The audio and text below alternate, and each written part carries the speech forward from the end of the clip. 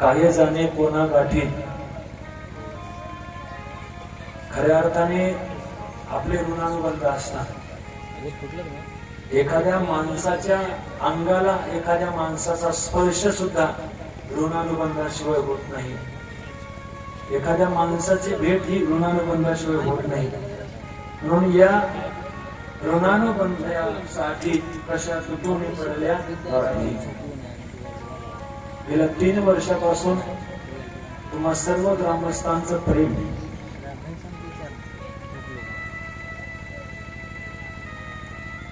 शब्द बोलायला सुचत नाही। माझ्या परमार्थिक आयुष्यामध्ये मी संपत्तीला आणि श्रीमंतीला किंमत दिली नाही, मी माणुसकीला किंमत दिली आणि प्रेमाला किंमत दिली।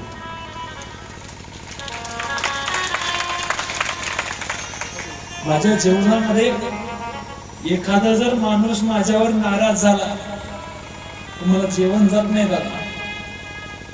नाही जात जेवण। अरे पैसा किती कमवला तरी अर्थात सोबत येणार नाही, पण अर्थात तुमच्या गावात आल्याच्या नंतर लहान लेकरू आणि म्हातारा माणूस सुद्धा ज्या वेळेला आमचे भीमराव महाराज म्हणतात त्यावेळेला जगातलं सुख मिळतं दादा। माझ्या जीवनात भरपूर अर्थात भरपूर मी माणसं कमवले। माझ्या जीवनातले माणसं श्रीमंत अर्थात ऐश्वर्याने पैशाने श्रीमंत नसतील दादा, पण प्रेमाने मात्र फार श्रीमंत मला माणसं भेटले। अनेक गावं मी माझ्या आयुष्यामध्ये जोडले, त्याच्यामधलं या परमार्थिक प्रवासामधील एक तुमचं हे चिचगाव गाव आहे।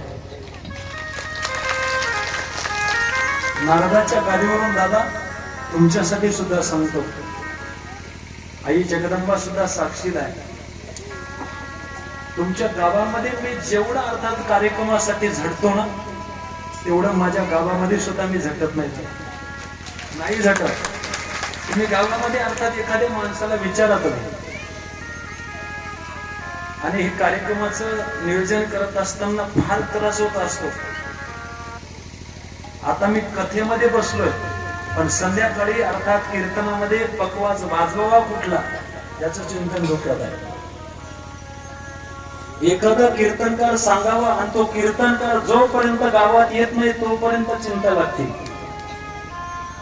पहिल्याच दिवशी आमचे अनिल महाराज 1 दिवस लेट आले।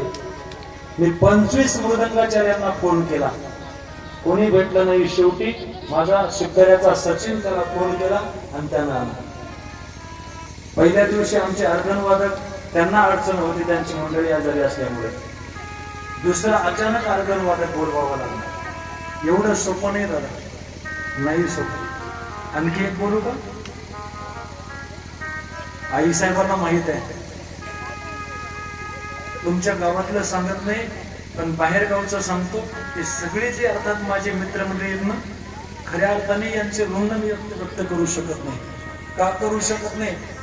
अर्थात मला सोडून जर हे बाजूला गेले तर कणकण पैसे बोलल्याशिवाय कार्यक्रमाला जात नाही, पण माझ्या समोर एक शब्द सुद्धा हे पैशाचे बोलत नाही। यांचं माझ्यावर प्रेम आहे आणि त्यांना माहिती आहे की भीमराव महाराज ज्या ठिकाणी पैसा निघतो त्या ठिकाणी पैसे देतात काढून, आणि जिथं नाहीत त्या ठिकाणी अर्थात महाराज देत नाही। त्यांना सुद्धा माहित आहे। कधी कधी व्यासपीठावरून सांगतो, कधी कधी कथेला गेल्याच्या नंतर माझ्या जीवनामध्ये अर्थात मी असा प्रसंग अनुभवलाय, कधी कधी कलाकाराला पैसे जास्त दिले आणि मी कथा आणि एक कीर्तन करून अर्थात पैसे कमी घेतले। माझं अर्थात असं जीवन आहे, हे सगळं यांना अनुभव आहे। आणि बाहेर गावला सुद्धा हे व्यासपीठावरून सांगण्याचा मुद्दा नाही, पण खऱ्या अर्थाने कधीतरी सत्य परिस्थिती सांगावी लागते बघा। बाहेर गावला किंवा माझ्या गावामध्ये या मंडळीला किती पैसे देतो तुम्हाला 4-2 माणसांना माहित आहे, आणि तुमच्या गावामध्ये अर्थात तुम्ही यांना किती पैसे देता हे सुद्धा तुम्हाला माहित असेल। फार नाही, आणि कधी कधी अर्थात एवढं प्रेम ज्या गावावर करावं, एवढा अर्थात खटाटोप ज्या गावासाठी करावा, अर्थात त्या गावामध्ये अर्थात आल्याच्या नंतर एखादा जर माणूस म्हणला ना, भीमराव महाराज काय आपला दूध द्यायला का, वाईट वाटत। पण ते आपल्याला तिकडे विचार करायचा नाही, तिकडे जायचं नाही. पण ज्या अर्थी 3 वर्ष आपले भीमराव महाराज म्हणून तुम्ही समजता, त्या अर्थी माझ्यावरचं तुमचं प्रेम आहे म्हणूनच. पण असा जास्त बोलता येणार नाही. आणि ऋणानुबंध म्हणून एक प्रसंग गेल्या 4-5 महिन्यापूर्वी श्री क्षेत्र पंढरपूर या ठिकाणी आपल्या सर्वांच्या सहकार्याने एक सुंदर त्या ठिकाणी भव्य दिव्य अखंड हरिनाम सप्ताह आपण केला. कोण कोण आलं होतं बरं? हात वर करा. पंढरपूरला म्हणजे जवळजवळ तुमच्या गावातून मला वाटतं 50-60चा आकडा होता. 100-125 आकडा होता, आहे की नाही? तिथं पाहायला बघा फार मोठा आनंद आला. पण सांगू का, खऱ्या अर्थाने काही काही माणसं असे आहेत बघा. अरे एखाद्या माणसाला तुम्ही पैशानं सहकार्य करू नका, पण मनानं त्याला म्हणा चल पुढं आणि पाठीमागवा. म्हणून 700 लोकांचं नियोजन होतं, पण अचानक पहिल्याच दिवशी 750 लोक पंढरपुरामध्ये दाखल झाले आणि शेवटच्या दिवशी 1750 लोक त्या ठिकाणी पंढरपुरामध्ये आपल्या कार्यक्रमाला आले. याचा अर्थ एकच आहे की अर्थात माझ्या जीवनामध्ये अर्थात माणसं किती कमवले, अर्थात याचीच तुम्ही त्या ठिकाणी पोच पावची मला दिली. बस याच्यापेक्षा अर्थात आपण काय मागे समजायचं बघा. आणि म्हणून त्या कार्यक्रमाला सुद्धा तुमच्या गावातून भरपूर असं सहकार्य तुम्ही दिलंय आणि सहकार्य अर्थात दिलंय. इथून पुढं आता पुढचा येणारा अधिक मास, तो अधिक मास सुद्धा आळंदीमध्ये आपल्याला सर्वांच्या सहकार्याने कार्यक्रम करायचा ठरलेला आहे पंढरपुरामध्येच. त्यावेळेला सुद्धा सहकार्य करा न करा, पण त्या ठिकाणी आपण अवश्य यावं. अर्थात ते कसं आहे, 2 दिवसाचं जीवन असतं दादा. आणि म्हणून खऱ्या अर्थाने आपल्या आयुष्यामध्ये एकमेकाला प्रेम देत चलावं, एवढीच या ठिकाणी तुम्हाला विनंती करेन. ज्यांनी प्रत्यक्ष अप्रत्यक्ष या ठिकाणी आमच्या महाराज मंडळींची या सप्ताहाची भगवान परमात्म्याची सेवा केली, पंढरपूरला सुद्धा ज्यांनी प्रत्यक्ष अप्रत्यक्ष सेवा केली, त्यांचं सुद्धा मी अर्थात नारदाच्या गाडीवरून ऋण व्यक्त करतो. अर्थात भरपूर सहकार्य केलं.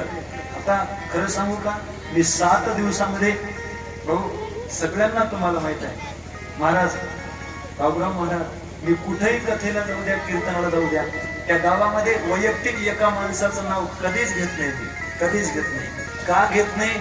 खऱ्या अर्थाने एकाचं नाव घेतलं की दुसऱ्याचं अंतकरण दुखल्या जातं. म्हणून लक्षात ठेवा, मी कोणाचं नाव घेणार नाही, पण खऱ्या अर्थाने सगळ्यांनी अतिशय या ठिकाणी माझ्यावर प्रेम केलंय, करणार आहे. पंढरपुरामध्ये सुद्धा भरपूर सहकार्य केलं, नाव घेणार नाही, पण माझ्या मनामध्ये ज्यांनी ज्यांनी सहकार्य केलं त्यांची मूर्ती माझ्या मनामध्ये घर करून बसली. अर्थात ही दिलगिरी, अर्थात हीच जाण आई जगदंबेच्या समोर तुमच्या समोर प्रकट करतो. आणि या ठिकाणी जे प्रेम माझ्यावर तुम्ही गेल्या 3 वर्षापासून जबाबदारी त्या ठिकाणी माझ्यावर टाकली, कदाचित एखाद्या वेळेला कमी जास्त झालेला असेल तर सर्वांनी उदार अंतकरणाने या बालकाला अरे तुमचाच मुलगा म्हणून क्षमा करावी, हीच या ठिकाणी अर्थात तुमच्या चरणी प्रार्थना करतो. या ठिकाणी हे सेवा